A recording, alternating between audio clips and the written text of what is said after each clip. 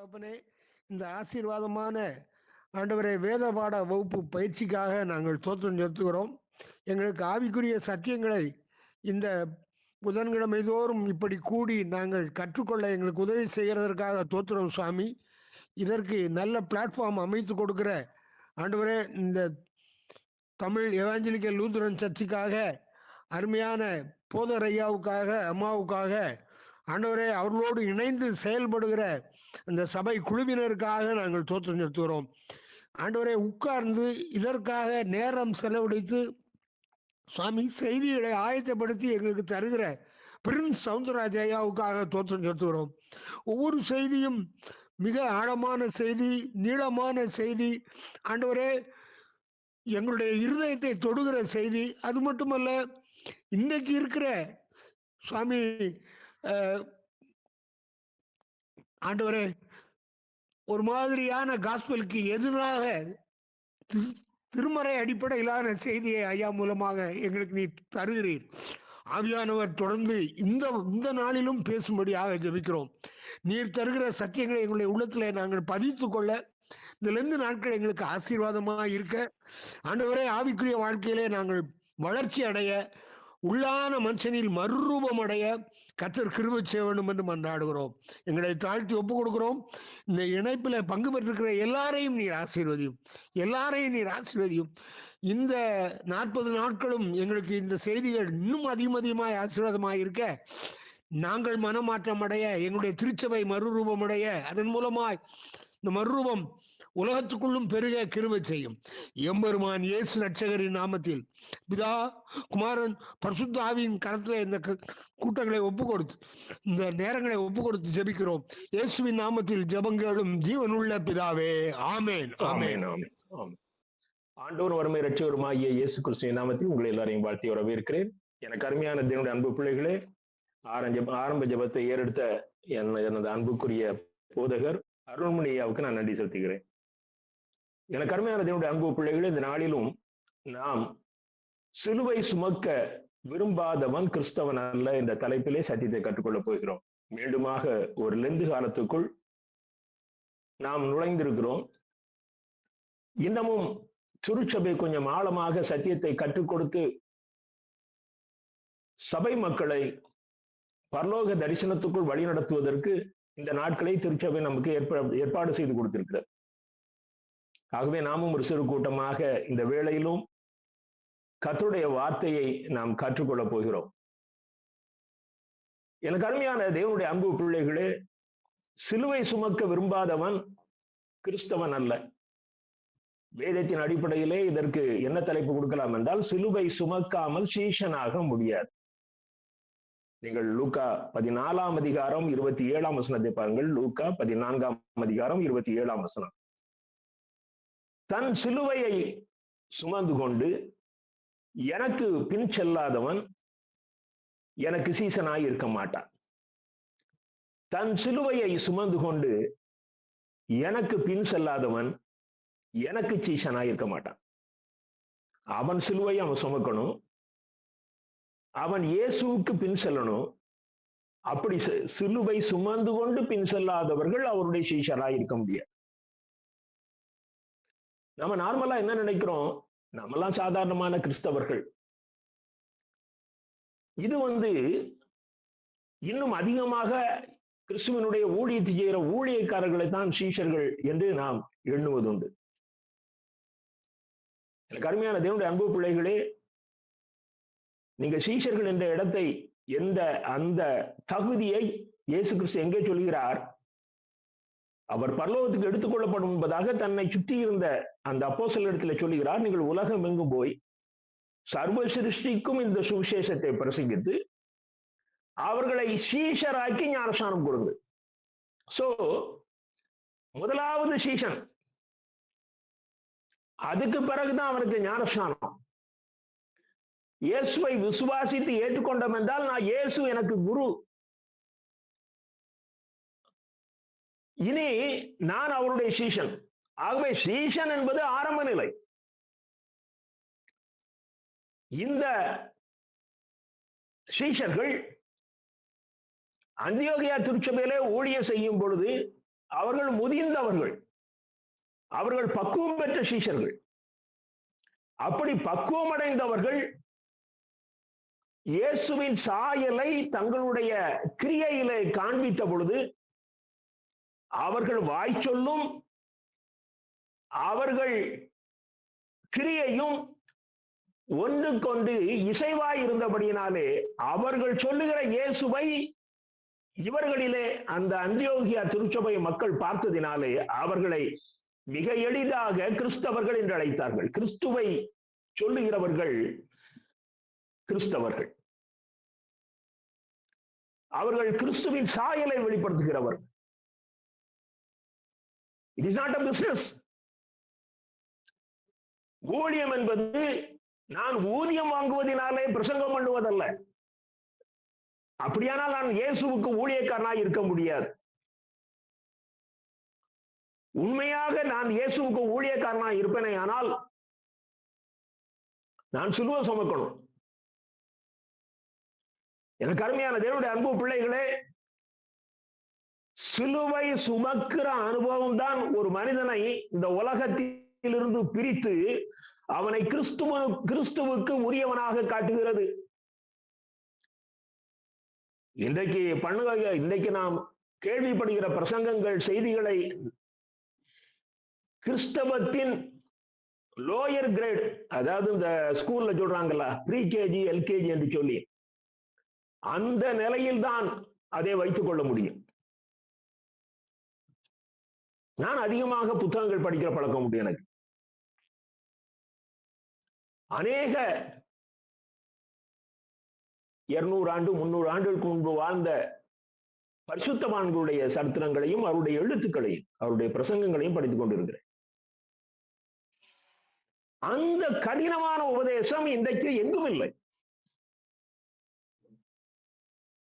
நான் கிட்டத்தட்ட ஒரு 700-800 பேருக்கு இந்த வாட்ஸ்அப்ல பைசா செலவு இல்லாம என்னோடு கர்த்தர் பேசுகிற காரியத்தை வனாந்தரத்தில் கூப்பிடுகிற சத்தம் என்ற தலைப்பிலும், நான் படிக்கிற புத்தகத்திலிருந்து என்னை தொடுகிற வார்த்தைகளை எச்சரிப்பின் சத்தம் என்ற தலைப்பிலும் எழுதி கொண்டிருக்கிறேன். உங்களை எத்தனை பேர் அதை படிக்கிறீங்கன்னு எனக்கு தெரியாது. கிட்டத்தட்ட எல்லாருக்குமே வரும் நான் நம்புறேன். ஆனா அது எனக்கு கர்த்தர் உணர்த்துகிறபடினால இந்த ஊழியத்தை செய்கிறேன். எவ்வளவு கடினமான வார்த்தைகள்! எனக்கு அருமையான தேவனுடைய அன்பு பிள்ளைகளே,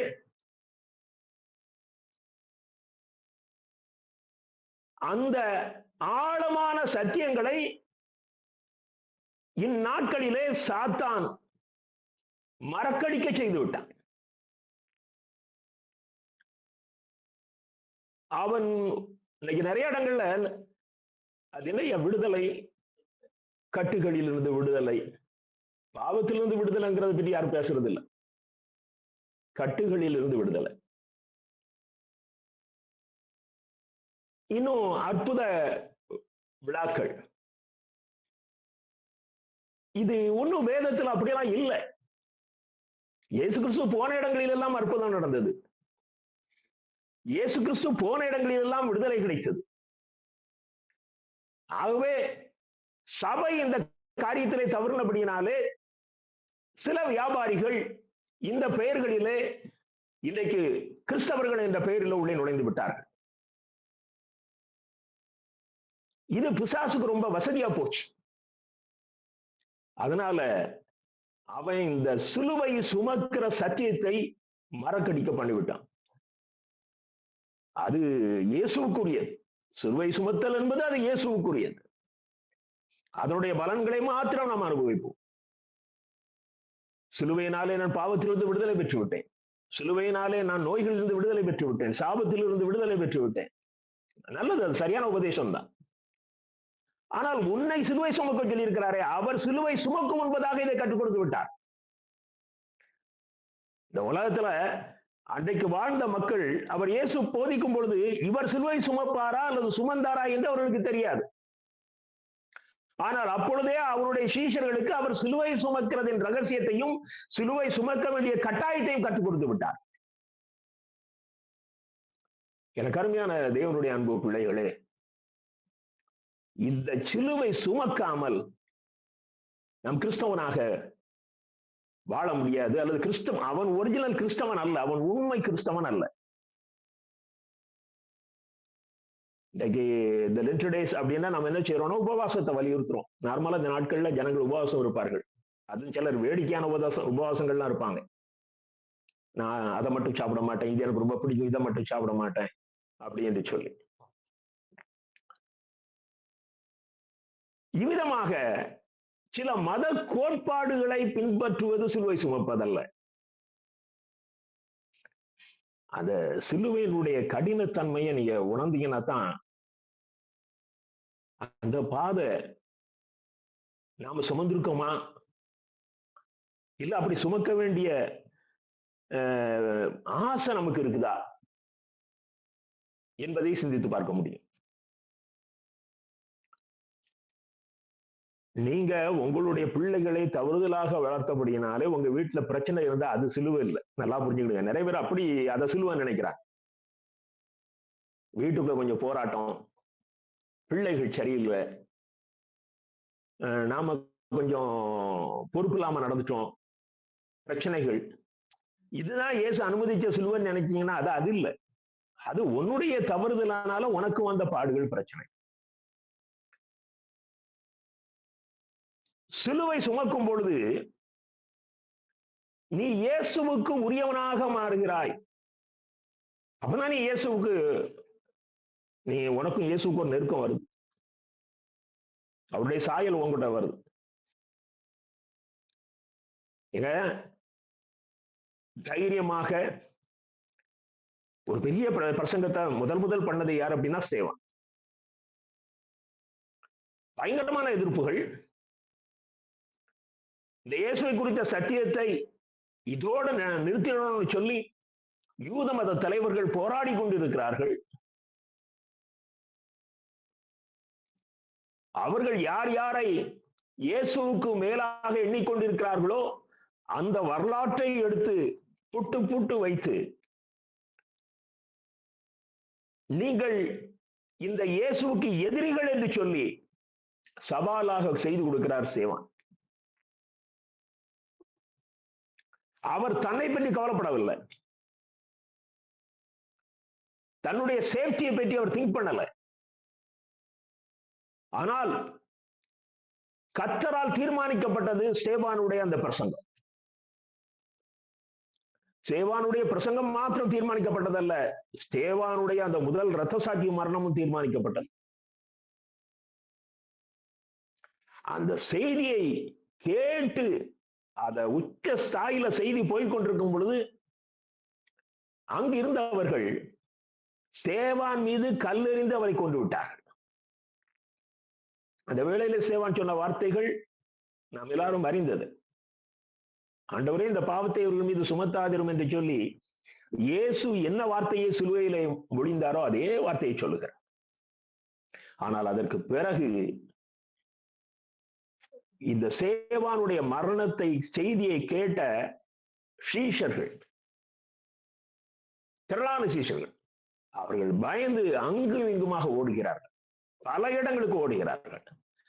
அவர்கள் ஓடின இடமெங்கும் இந்த சத்தியம், இந்த இயேசுவின் சத்தியம், இந்த சுவிசேஷம் பரவினது. அப்போ ஒரு சிலுவை, இந்த ஸ்தேவானுடைய சிலுவை அன்றைக்கு உலகமெங்கும் இந்த நற்செய்தியை கொண்டு சேர்த்தது என்று நாம் சொல்ல முடியும். அப்போ சபைக்குள்ள எழுப்புதல் வரணும்னா போதகர் சிலுவை சுமக்கணும். வீட்டுக்குள்ள எழுப்புதல் வரணும்னா குடும்ப தலைவன், குடும்ப தலைவி சிலுவை சுமக்கணும். இதை இரட்டடிப்பு செய்துவிட்டு இன்னைக்கு எங்குமே சொல்லப்படாத சத்தியத்தை சொல்லி ஒவ்வொருத்தரும் கூட்டம் சேர்த்துக் கொண்டு இருக்கிறார். அது புதுசா இந்த இளைஞர்கள். எனக்கு அருமையான தேவனுடைய அன்பு பிள்ளைகளே, இதை பார்த்து அழுவதா,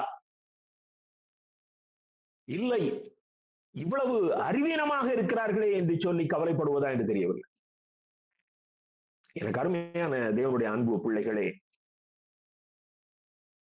இயேசு கிறிஸ்து சிலுவையில் சிந்திய ரத்தத்துக்கு நமக்கு உரிமை இருக்குமே ஆனால் அவர் நமக்கு அறிமுகப்படுத்திய அந்த சிலுவையை நாம் சுமந்துதான் ஆக வேண்டும். ஏன் நாம சிலுவை சுமக்கணும்? இயேசு கிறிஸ்து நமக்காக சிலுவை சுமந்த, நாம் ஏன் சிலுவை சுமக்க வேண்டும்? நாம் அவருக்குரியவர்களாக வாழ்வதற்கு, என் இயேசுவின் சாயலை வெளிப்படுத்துவதற்கு நான் சிலுவை சுமக்கணும். எனக்கு அருமையான தேவனுடைய அன்பு பிள்ளைகளே, நாம் சுமக்கிற சிலுவையிலே நம்முடைய சுயம் சாகடிக்கப்பட வேண்டும். நான் சிலுவை சுமப்பதினாலே இனி நான் பாவத்துக்கு செத்த நிலையில் இருக்கிறேன் என்று பொருள். நான் செத்துவிட்டேன். செத்தவன் பாவம் செய்ய முடியாது அல்லவா? வசனம் அப்படித்தான் சொல்லுது. நீங்க பாருங்க, 2 கொரிந்தியர் 4ஆம் அதிகாரம் 10ஆம் 11ஆம் வசனங்கள். 2 கொரிந்தியர் 4ஆம் அதிகாரம் 10ஆம் 11ஆம் வசனங்கள். கர்த்தராகிய இயேசுவினுடைய ஜீவனும் எங்கள் சரீரத்திலே விளங்கும்படிக்கு இயேசுவின் மரணத்தை எப்பொழுதும் எங்கள் சரீரத்திலே சுமந்து திரிகிறோம். எப்படி எனில், சாவுக்கினமான எங்கள் மாம்சத்திலே இயேசுவினுடைய ஜீவனும் விளங்கும்படிக்கு உயிரோடு இருக்கிற நாங்கள் எப்பொழுதும் இயேசுவின் நிமித்தம் மரணத்திற்கு ஒப்புக் கொடுக்கப்படுகிறோம். எப்போ சிலுவை நம்ம சுமக்க ஆரம்பிச்சிட்டோமோ அப்போ நாம டெட். நான் செத்த நிலையில இருக்கிறேன். நான் செயல்பட முடியாது. அப்போ யார் செயல்படுறா? எனக்குள்ள வாழுகிற இயேசு என் மூலம் செயல்படுகிறார். அப்படி செயல்பட ஆரம்பித்து விட்டால் இந்த கோர்ட் கேஸ்ல வராது இல்ல.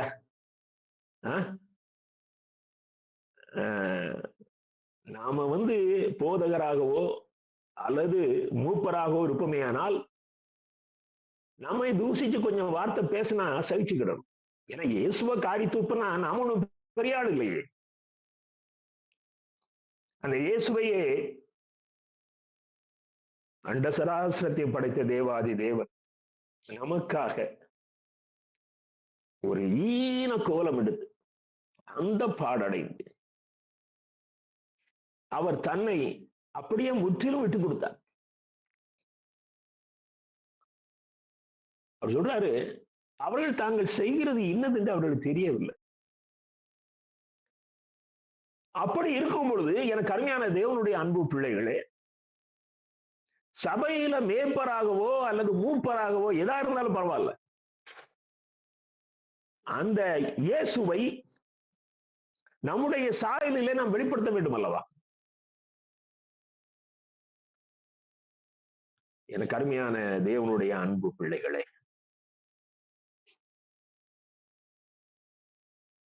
இந்த இயேசுவை நாம் அனுபவிக்கிற பாடுகள், அவமானங்கள், நிந்தைகள், இவைகளிலே நாம் வெளிப்படுத்துவதற்கு நாம் இயல்பாக ஒத்துக்கொள்ள வேண்டும்.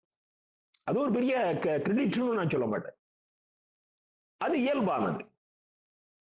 ஏன்னா இயேசுவுக்காக வாழும் பொழுது அவர்தான் சொல்றாரு, நீ எனக்கு பின் செல்லணும்னா நான் சுமந்த சிலுவை நீ சுமந்து தான்ப்பா ஆகணும் அப்படிங்கிறாரு. அப்போ உனக்கு ஒன்றும் கம்ஃபர்ட் கிராஸ் கிடையாது. It is not a comfort cross. அவர் என்ன சிலுவையை சுமந்தாரோ அதே சிலுவை தான் உனக்கு. எனக்கு அருமையான தேவனுடைய அன்பு பிள்ளைகளே, நீங்க கலாத்தியர் 5ஆம் அதிகாரம் 24ஆம் வசனத்தை பாருங்கள். கலாத்தியர் 5:24. கிறிஸ்துவினுடையவர்கள் தங்கள் மாம்சத்தையும் அதன் ஆசை இச்சைகளையும் சிலுவையில் அறிந்திருக்கிறார். அப்போ இது நல்ல அழகா இருக்குது. கிறிஸ்துவினுடையவர்கள் நம்ம கிறிஸ்தவர்கள். அப்போ என் மாம்சம் செயல்பட முடியாது, ஏன்னா அது சிலுவையில் அரைஞ்சாச்சு. எனக்கென்று சுயமான ஆசையோ விருப்பங்களோ இச்சைகளோ கிடையாது.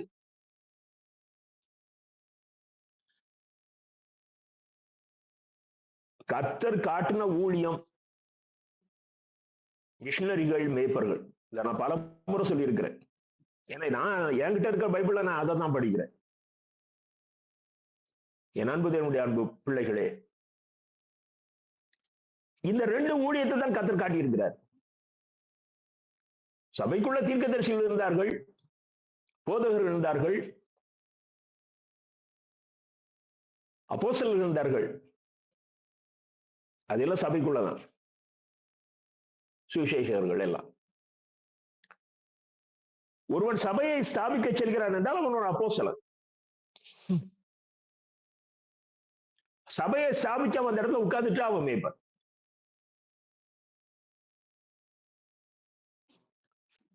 எனக்கு அருமையான தேவனுடைய அன்பு பிள்ளைகளே,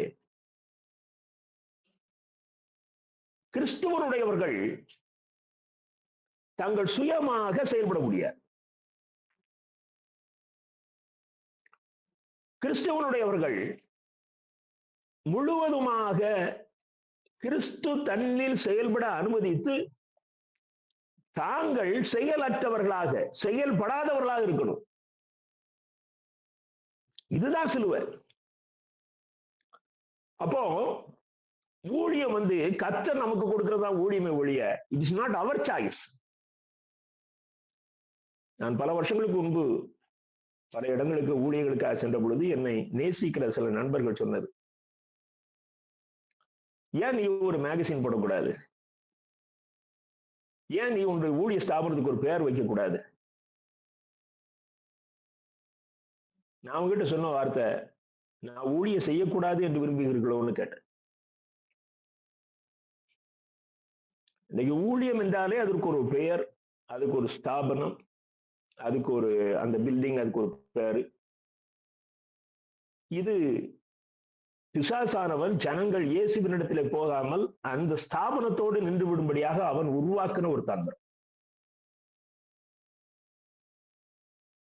ஊழியக்காரனுக்கு இந்த வசனத்தின் மூலம் எந்த பெருமையும் புகழும் வரக்கூடாது. அது எல்லாம் கர்த்தருக்கு போய் சேரணும். அதை நீ திருடுனா நீ கள்ளை, அதை நீ அபகரித்து கொண்டால் நீ கள்ளை. ஊழியக்காரன் இதை பிழைப்பாக்கி கொள்ளக்கூடாது. இது நமக்கு வருமானத்துக்குரிய தொழிலாக மாற்றிக் கொள்ளக்கூடாது. அவர் போஷிப்பார். அப்போதான் நீ சிலுவை சுமக்க முடியும். அந்த நிலைமையில் தான் நீ சிலுவை சுமக்க முடியும்.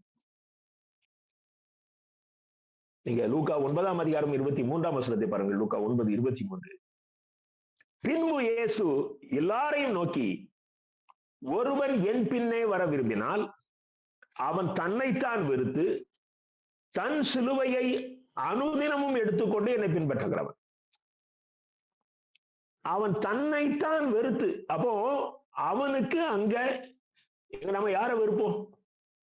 நம்ம பிடிக்காத ஆளதான் வெறுப்போம். பிடிக்கிற ஆளை வெறுக்க மாட்டோமே. ஆனா நம்மையே நாம வெறுக்கணும். அதுதான் சிலுவை. நீ உன்னை வெறுப்பாய் என்றால் இந்த ஊழியம் என்று சொல்லி உனக்கு எந்த விதமான ஆதாயத்தையும் எதிர்பார்க்க மாட்டாய், உனக்கு எந்த புகழையும் எதிர்பார்க்க மாட்டாய். அவன் தன்னைத்தான் வெறுக்க வேண்டும். எனக்கு அருமையான தேவனுடைய அன்பு பிள்ளைகளே, சிலுவை, நாம் சுமக்கிற சிலுவை பாவத்துக்கு நம்மை செத்த நிலைக்கு கொண்டு செல்கிறது. இனி என்னால பாவம் செய்ய முடியாது, ஏனென்றால் நான் சிலுவை சுமக்கிறேன்.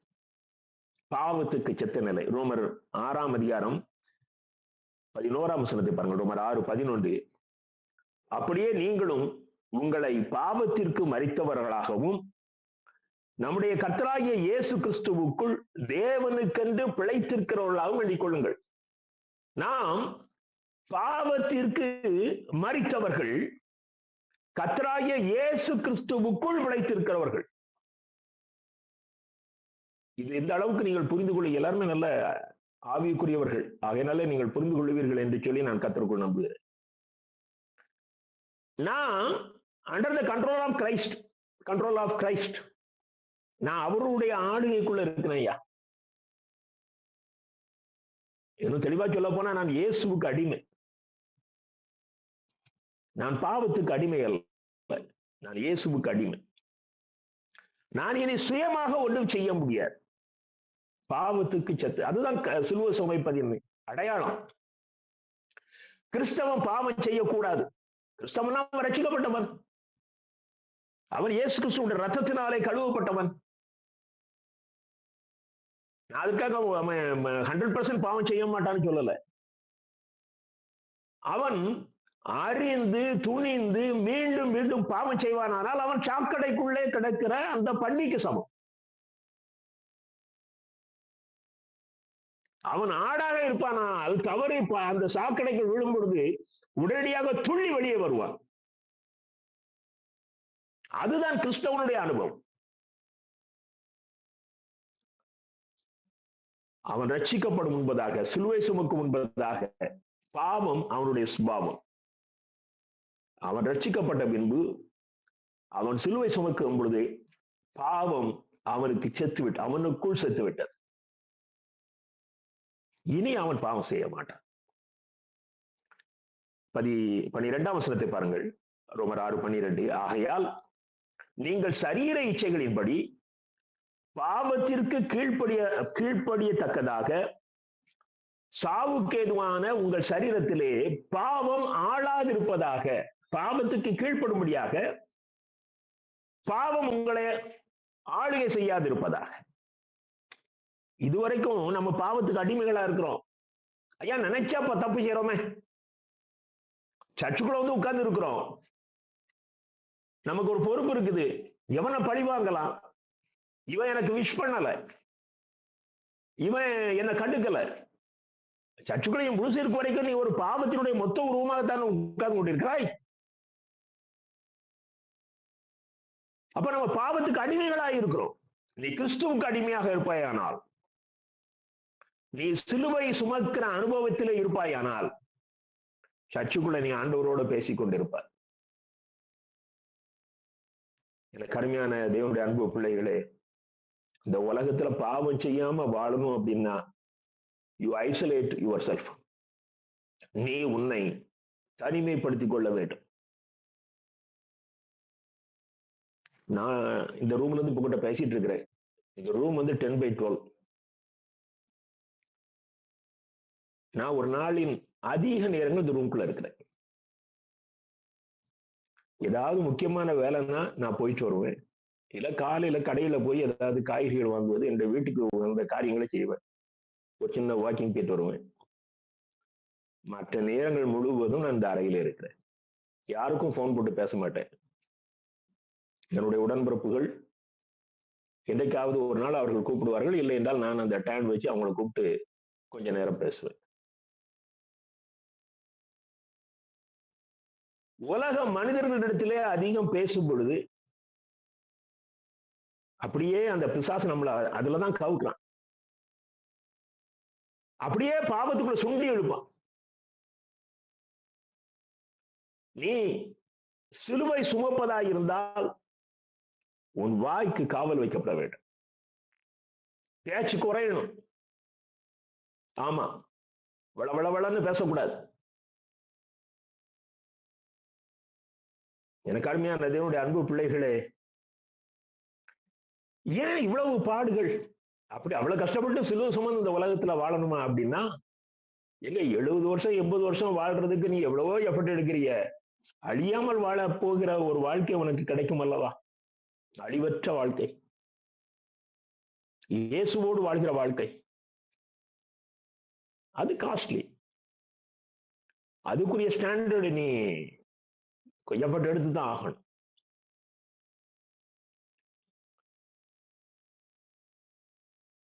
ஒரு முதிர்ந்த வயது வந்த பிறகு கூட நமக்கு கிருபையா ஆண்டவர் வயசு 60 வயசுக்கு மேல கொடுத்திருக்கிறாரு, அதை நம்ம அசட்டை பண்ணக்கூடாது. எத்தனையோ பேரு சின்ன வயதுல மரித்து போறாங்க. நமக்கு ஆண்டவர் நல்ல முதிர்ந்த வயதை கொடுத்திருக்கிறார். இனி கொஞ்சம் பேச்சை சுருக்கிடுவோம், தேவையற்ற சிந்தனைகளை சுருக்கி விடுவோம். எனக்கு அருமையான தேவனுடைய அன்பு பிள்ளைகளே, இனி நான் செயல்படக்கூடாது, என் கர்த்தர் எனக்குள் இருந்து செயல்பட வேண்டும். 13ஆம் வசனத்தை பாருங்கள். ரோமர் 6:13.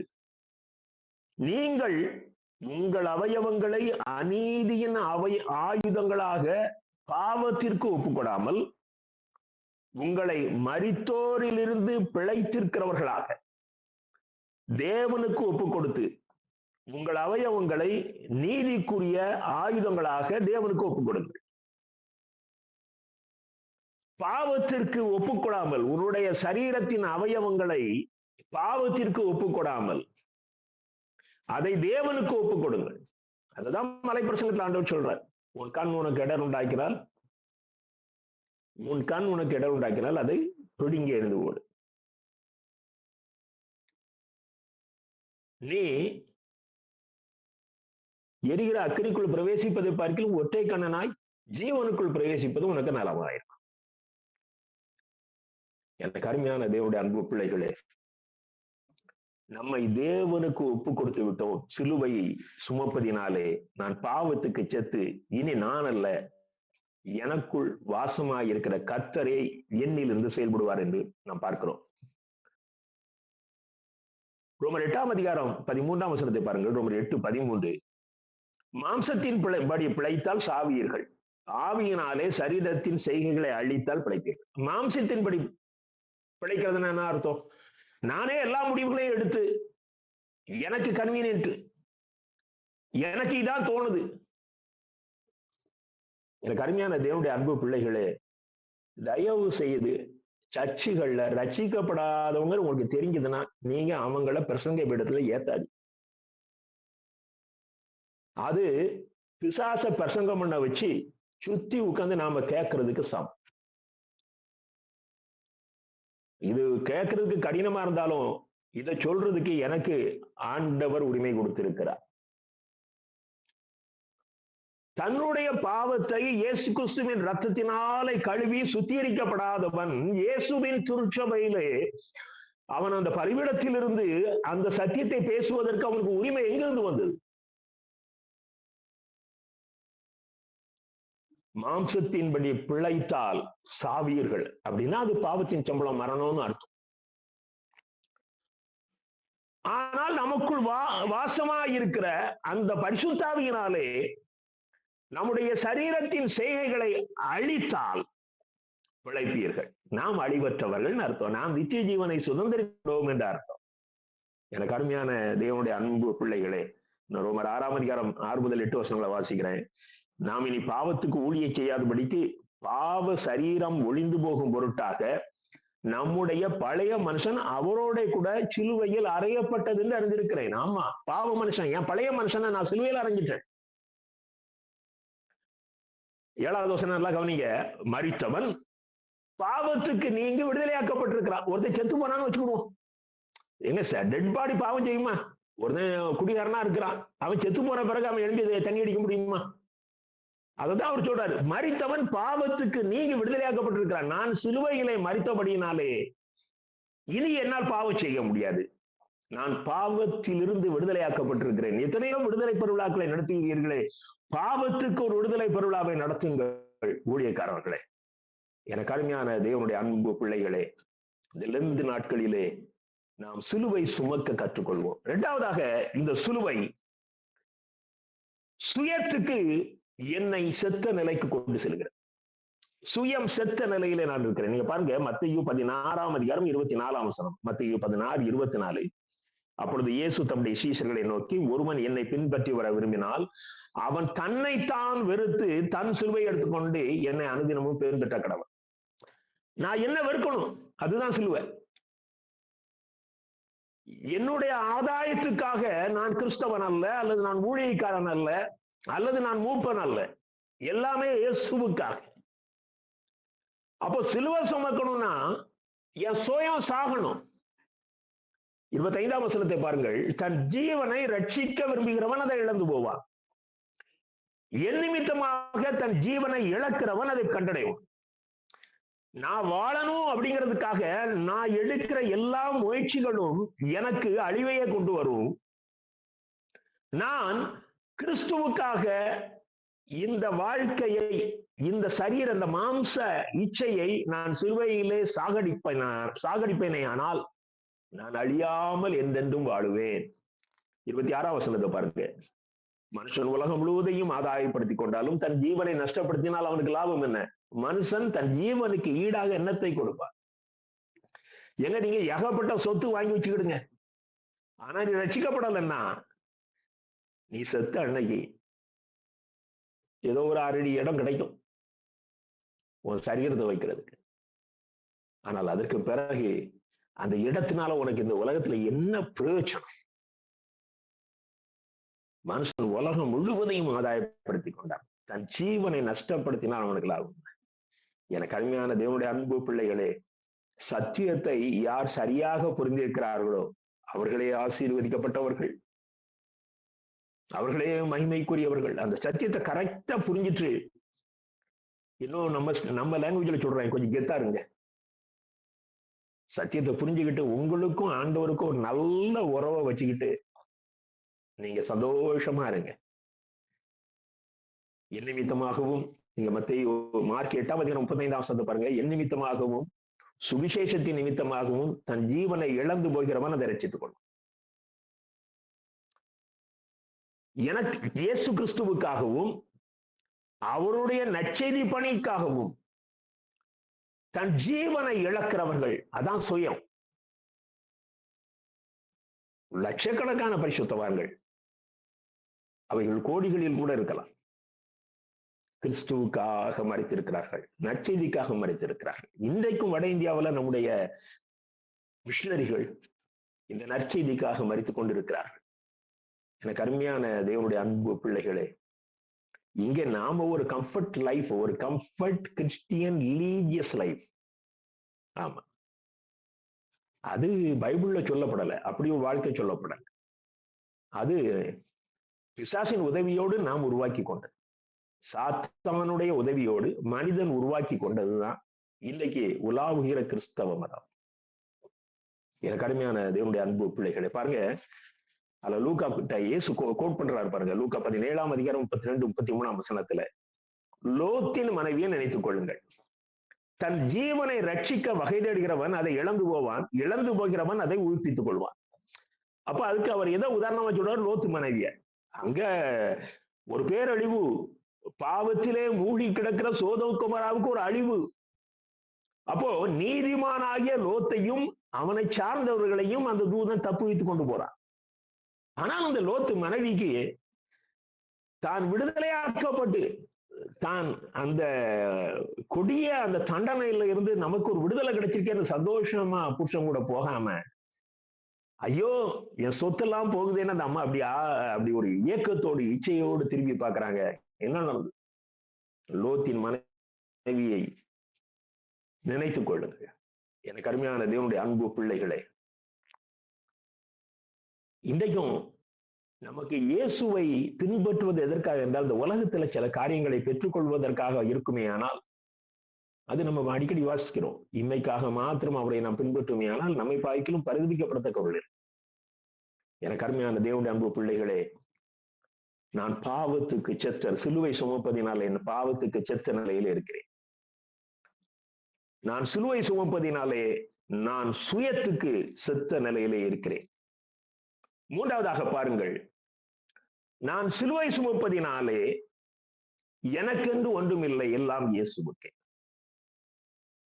நான் சிலுவை சுமக்கிற அனுபவம் எனக்குள் இருக்கிறபடினாலே இனி நான் அல்ல, இயேசுவே எனக்கு எல்லாம். நீங்க லூக்கா 14:33 பாருங்கள்.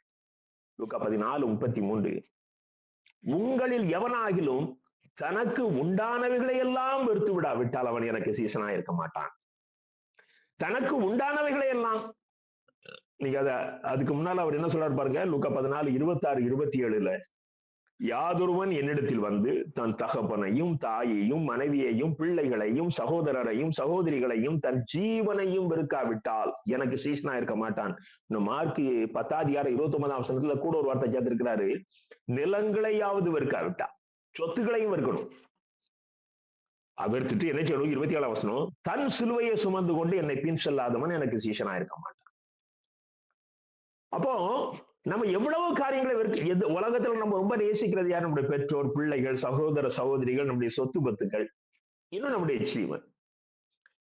அப்ப நீ சிலுவை சுமக்கிற அனுபவம் உனக்கு இருக்குமே ஆனால் நீ இது எல்லாவற்றையும் வெறுக்க வேண்டுமே. வெறுக்கிறதுனா என்ன, நீ அழிஞ்சு போக சொல்லல. உனக்கு டாப் ப்ரையாரிட்டி கிரைஸ்ட், அவ்வளவுதான். உன் ரிலேஷன் உனக்கு இப்ப நீ ஒரு முடிவு எடுக்கணும். உன்னை கர்த்தர் ஒரு வட இந்திய ஊழியத்துக்கு போக சொல்றாரு, அல்லது வேற ஒரு ஆண்டவர் அறியாத ஒரு இடத்துக்கு போக சொல்றாரு அப்படின்னா, உனக்கு ப்ரையாரிட்டி உன் குடும்பமா இயேசுவா என்றால் எது? அதுல நீ முடிவு எடுக்கணும். அப்படி முடிவெடுத்ததுனாலதான் இன்னைக்கு நமக்கு அநேக மிஷினரிகள் நம்முடைய பகுதிகளிலிருந்து எழும்பி சென்றிருக்கிறார்கள். ஆனா நாம அவங்களுக்கு கொஞ்சம் பணம் அனுப்புறதுக்கு என்ன வரத்து வர்றோம். எவ்வளவு யோசனை. எனக்கு அருமையான தேவனுடைய அன்பு பிள்ளைகளை, உண்மையாகவே நாம் சுயத்தை வெறுத்து எனக்கு உள்ளதெல்லாம் இயேசுக்கு என்பமே ஆகில் மிஷினரி ஊழியர்களுக்கு கொடுக்கிறதுல ஒரு உற்சாகமே பெறும். எனக்கு அருமையான தேவனுடைய அன்பு பிள்ளைகளே, நீங்க பாருங்க லூக்கா 6ஆம் அதிகாரம் 20ஆம் வசனம். லூக்கா 6:20. அப்பொழுது இயேசு தம்முடைய சீஷர்களை நோக்கி பார்த்து, தரித்திரராகிய நீங்கள் பாக்கியவான்கள், இப்பொழுது பசியாயிருக்கிற நீங்கள் பாக்கியவான்கள், திருப்தி அடைவீர்கள். இப்பொழுது அழுகிற நீங்கள் பாக்கியவான்கள், நகைப்பீர்கள். ஏங்க, சீஷர்கள் அவங்க சிலுவை சுமக்கிறாங்க, இதான் கரெக்ட். அவங்க சிலுவை சுமக்கிறதுனால அவங்க தரித்திரர். ஏன்னா எல்லாவற்றையும் அது பேதுரு ஒரு இடத்துல சொல்றாருல, ஆண்டவரே நாங்கள் எல்லாவற்றையும் விட்டு உங்க பின்பற்றினோமே, எங்களுக்கு என்ன கிடைக்கும்னு கேட்கிறாருல. அப்ப எல்லாத்தையும், குடும்பம், சொத்து, வித்து எல்லாத்தையும் வித்துட்டு இயேசுவை நம்பி வந்தவர்கள் அவர்கள் தரித்திரர், அவர்கள் ஏழைகள், அவர்களுக்கு ஒண்ணு கிடையாது. அவங்கள பார்த்து ஆண்டவர் சொல்றாரு, தரித்திரராகி நீங்கள் பாக்கியவான்கள், இப்பொழுது பசியாயிருக்கிற நீங்கள் பாக்கியவான்கள். சிஷ்யர்களுக்கு சில நாள் உணவு கிடைக்கல. அவங்க ஊழியத்துக்கு போகும்போது அந்த கோதுமை கதிரை கொய்து சாப்பிட்டுட்டு போனாங்க. இப்பொழுது அழுகிற நீங்கள் பாக்கியவான்கள். எனக்கு அருமையான தேவனுடைய அன்பு பிள்ளைகளே, இதுல ஏதாவது ஒரு அனுபவம் இருக்கா? எனக்கு அருமையான தேவனுடைய அன்பு பிள்ளைகளே, சிலுவையை சுமப்பது என்பது it is a must. It is not a choice. It is a must. நீ கிறிஸ்தவனாக இருப்பாயே ஆனால் சிலுவை சுமக்கிற அனுபவம் உனக்கு இருந்தாக வேண்டும். சிலுவை சுமந்த அனுபவம் உனக்கு இருக்க வேண்டும். மத்தேயு 19ஆம் அதிகாரம் 21ஆம் வசனத்தை பாருங்கள்.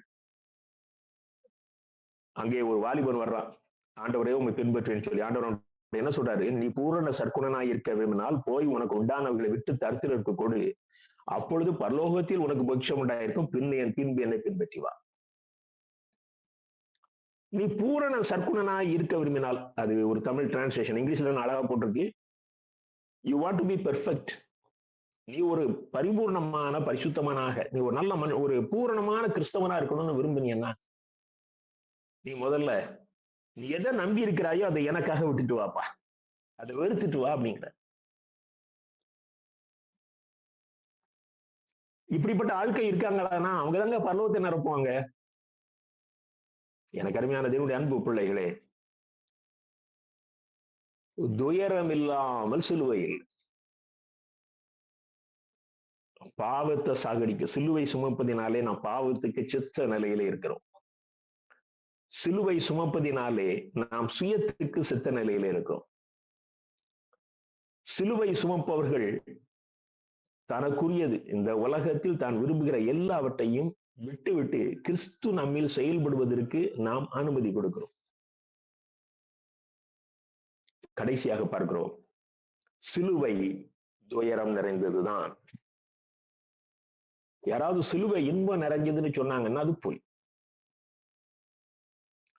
பட் அந்த சிலுவை உனக்கு லகுவாக இருப்பதற்கு கர்த்தர் உதவி செய்கிறார். நீங்க சிலுவை சுமக்கிற அனுபவத்துக்குள்ள வந்து பாருங்க, நீங்க அடிக்கடி கர்த்தர் உங்க கூட பேசுவார்.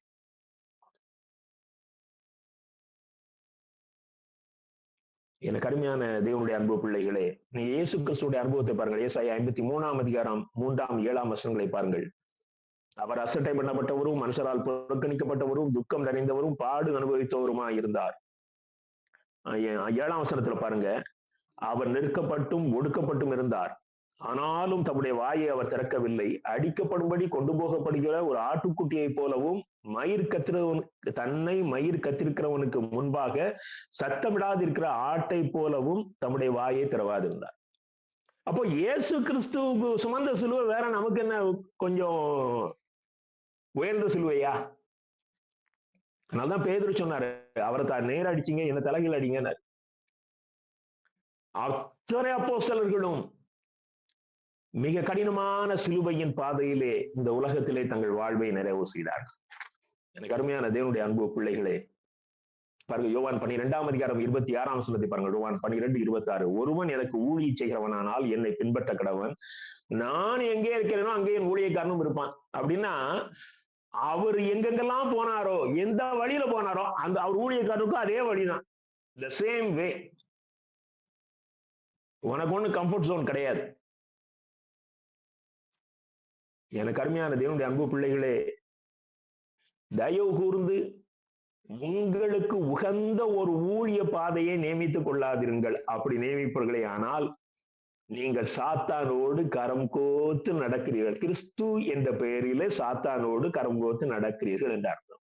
வேதம் என்ன சொல்கிறதோ அதை தைரியமாக ஏற்றுக்கொண்டு அதை முழு மனதோடு ஒத்துக்கொண்டு அதற்கு கீழ்ப்படுவீர்களே ஆனால் கர்த்தருடைய முழு பார்வையும் உங்கள் மீது இருக்கு. இந்நாட்களிலே என்னோடு அடிக்கடி கர்த்தர் பேசுகிற சத்தத்தை கேட்கிறேன். என் இருதயத்தில் இந்த சத்தத்தை கேட்கிறேன். எனக்கு அருமையான தேவனுடைய அன்பு பிள்ளைகளை, உலக பிரகாரம் சில காரியங்கள் கூட நான் எளிதாக கர்த்தரிடத்திலே சொல்லி அந்த வேலையை முடித்துக் கொள்கிறேன். அதற்காக நான் பின்பற்றுகிறேன் என்று சொல்லவில்லை. சில காரியங்களை நான் அதிகமாக சிலர் அதுக்குத்தான் போய் போராடி ஜெபிச்சுட்டு கிடக்கிறோம். 4 பேர்ட்ட சொல்லி ஜெபிக்க சொல்றோம். நான் அதை சாதாரணமா சொல்லி முடிச்சுக்கிறேன்.